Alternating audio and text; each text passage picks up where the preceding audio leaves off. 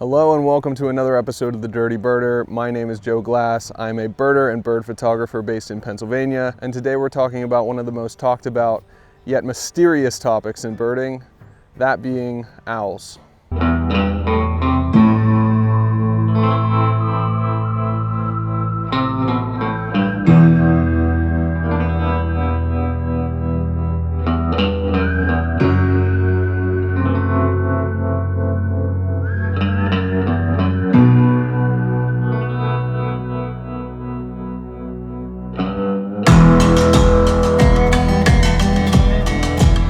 So here in Pennsylvania, we have 9 species of owls. Let me see if I can get all of them right off the top of my head.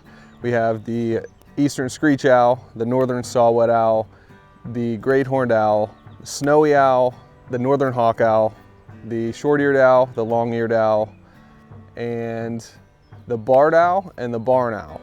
So I think I got all of them. I might have repeated one, but those are the ones that at least spend some time in Pennsylvania. I know the snowy owl comes at different times in its migration, same thing with the northern hawk owl, and some other species like the long-eared owl are just really reclusive and really hard to find. So just because I have yet to conquer any kind of owls in regards to owl photography, I wanted to go with the more widespread species, or the more findable species, I guess. So I went for the eastern screech owl and the great horned owl, just because I know that they were 2 species that have been reported within a reasonable distance of my area.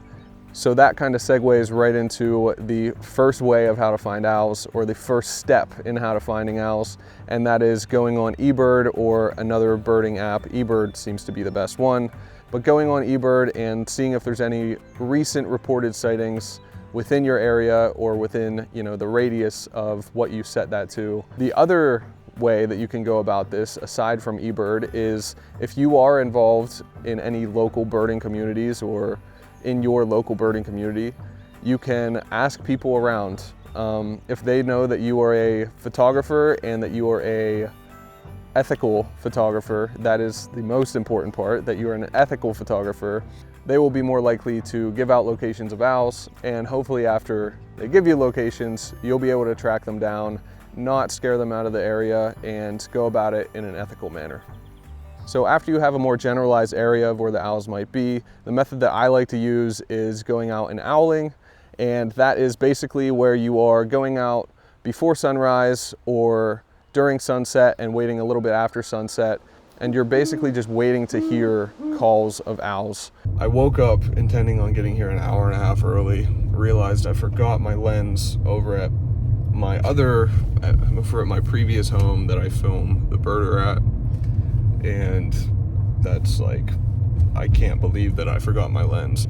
There was the first saw-whet owl ever recorded here a couple weeks ago for the Christmas bird count. Don't expect that.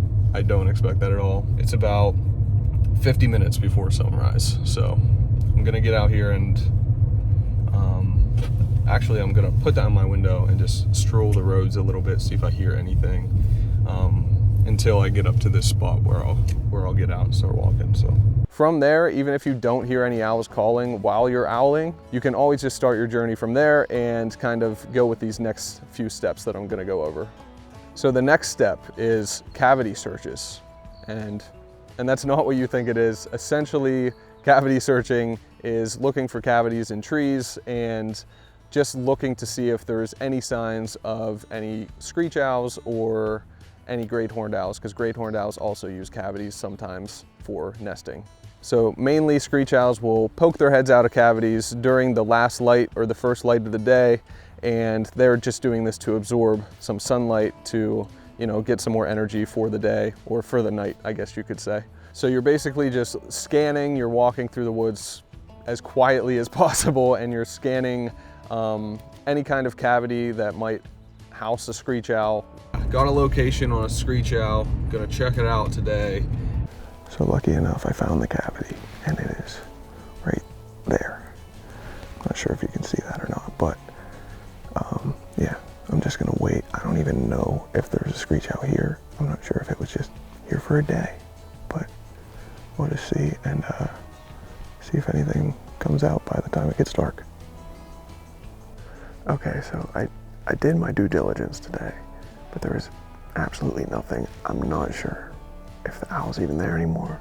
I did hear some great horned owls over the mountain, so might be an option in the future, but I'm gonna try this out a couple more times, but just nothing. So for great horned owls, nesting wise, they like to take over nests of hawks and crows sometimes. They also will sometimes ground nest, which is also a trait that eastern screech owls apparently have as well. For the most part though, great horned owls, you want to be looking more so, I would say, within the evergreens and under evergreens, and that'll take us into the next part, which are looking for pellets.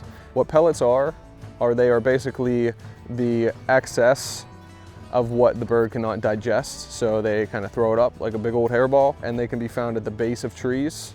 I know in nesting spots, more so nesting spots specifically, you can find a lot of whitewash on the tree, which is bird shit.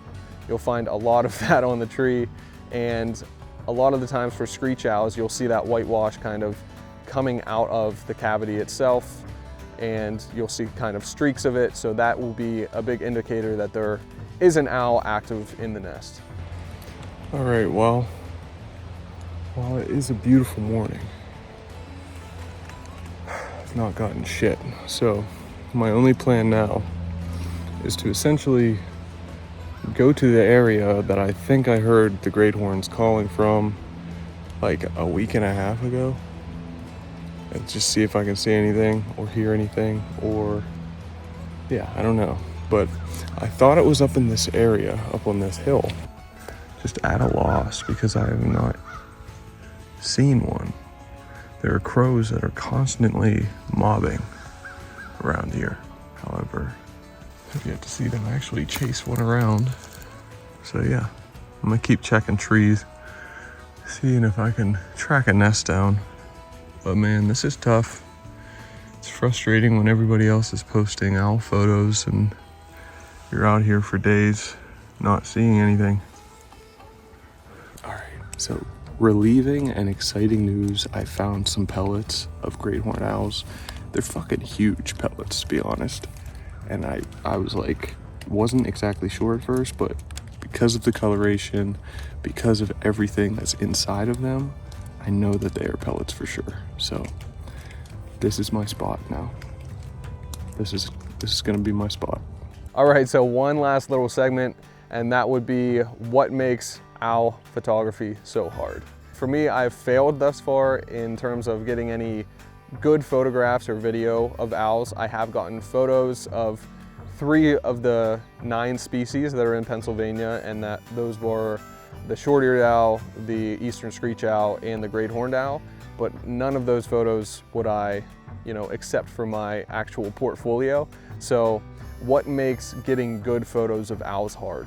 I think what makes them so hard is their elusiveness, how elusive they are, how hard they are to track down and find, and even if you tend to track them down and find them, how do you go about approaching them from there, because they are so well-developed predators that they know that you're there. No matter what, they know that you're there. It's just seems to be the issue of whether or not they're comfortable enough with you being there and with you respecting their space in general. 2, getting eye level with owls. I think that is a definite challenge when it comes to more so great horned owls when they're in these tall evergreens and, not really predictable as to when they will come down, where they will come down to. Eastern screech owls are a little bit different because sometimes the cavities that they use can be more so eye level, so that's a definite plus in that species. Lighting can always pose a problem when trying to photograph owls, especially when they peek out at the last little bit of light or whenever there's barely any light left. There are different elements involved in owl photography, like having a tripod or having a way to control your camera remotely from that tripod. And then I think the biggest one is just not invading their space, like being able to be ethical while you do it. The photographs that you might get from invading the space of an owl are not worth the photographs that you could get just restraining yourself and letting the owl do what it does in its natural environment. I since have found out that the screech owl cavity that I had looked at is taken over by squirrels, which is, you know, it's whatever, it happens. But so from there I decided to look for some great horned owls in the area. I knew I heard them calling the one day that I heard the screech owl, and I kind of tracked the sound up to this mountain. And so yesterday I had a huge find. I found pellets at multiple trees up here, and they looked pretty fresh, but again, I don't know for sure. And I've been scouting out the trees which I found the pellets at, but I have yet to see one great horned owl. From here with the owls, I think what I'm gonna do is I'm gonna ask for some more help. I'm gonna ask some people around, see if there is anyone that knows any recent screech owl cavities that are active, and yeah, go from there. But owls have been my enemy since I started nature photography, and they continue to be my enemy. So after about, a week and a half worth of searching for the owls, I decided not to go any further with it. I didn't want to continuously be invading their territory, and just for what, essentially, just to be chasing them around. So I decided to get out of there, and while I did not get any great photos or any photos of any species of owls on my search, I definitely learned a lot. I want to, continue to go back to that location, not on a regular basis, but just like every now and then, because now that location is in my arsenal of places that has great horned owls. So, there's never really a total loss when it comes to wildlife photography, but, sometimes you win some, sometimes you don't. So thank you for watching this episode. Stay tuned for more in the future. I have an episode coming out soon on how to build a floating blind. So definitely something. It's something,